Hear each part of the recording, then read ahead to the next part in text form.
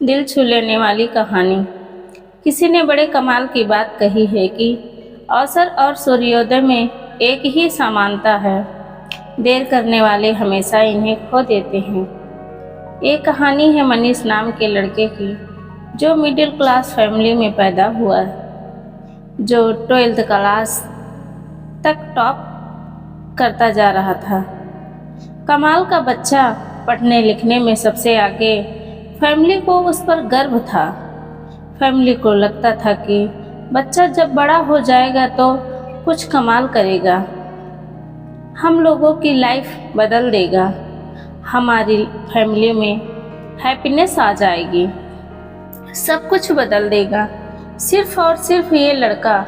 लेकिन वो लड़का जब 12th क्लास पास करके कॉलेज में गया तो उसकी लाइफ बदल गई।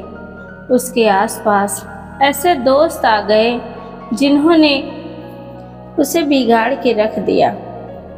देर रात तक पार्टी कर चलने लगी, घर वालों से झूठ बोल करके पैसा मांगने लगा। घर वालों को समझ में नहीं आ रहा था।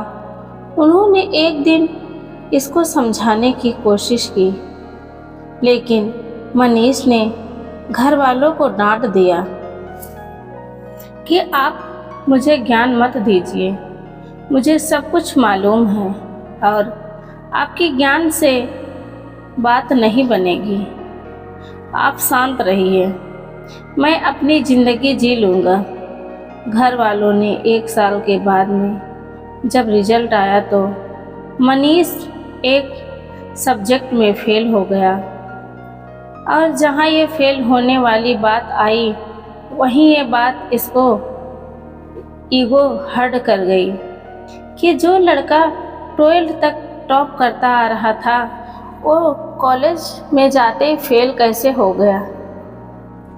और ये जो फेल होने वाली बात थी, इसके मन में, इसके दिमाग में इतना घर कर गई कि घर में बंद हो गया, एक कमरे में रहने लग गया, घर वालों से बात करना बंद कर दिया, दोस्तों के फ़ोन उठाना बंद कर दिया, यहाँ तक कि बाहर आना जाना बंद कर दिया।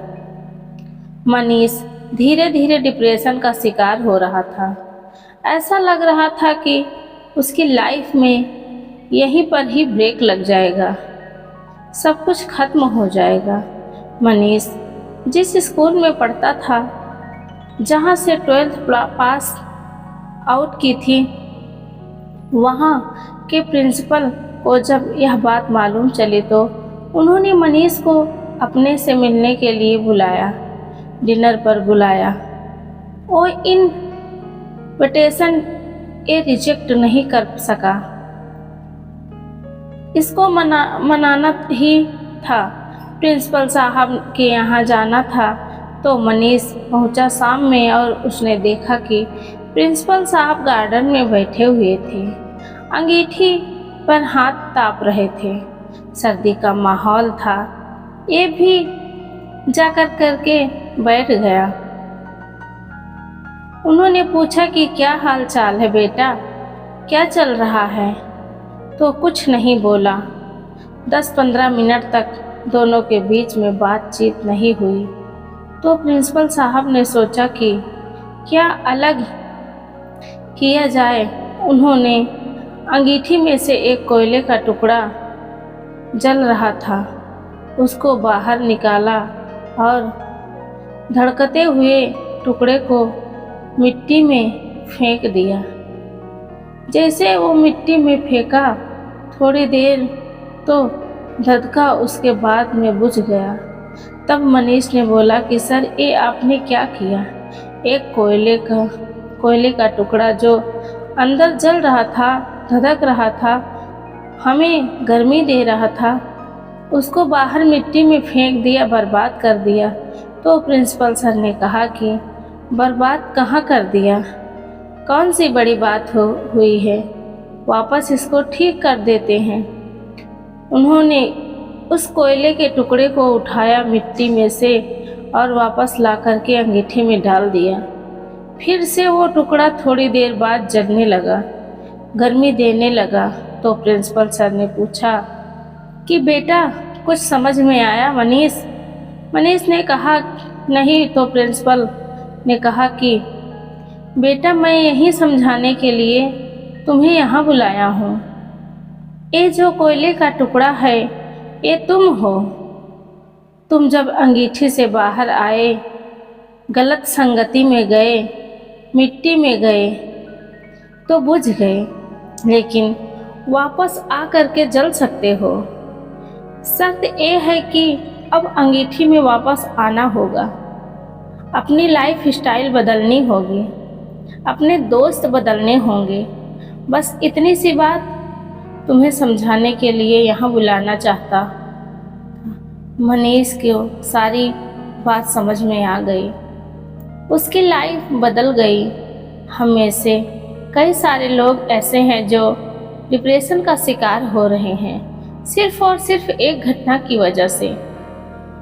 हो सकता है जिंदगी किसी मोड़ पर आप फेल हो जाओ और आपको लग रहा होगी सब कुछ बर्बाद हो गया है, इससे आगे कुछ नहीं हो सकता।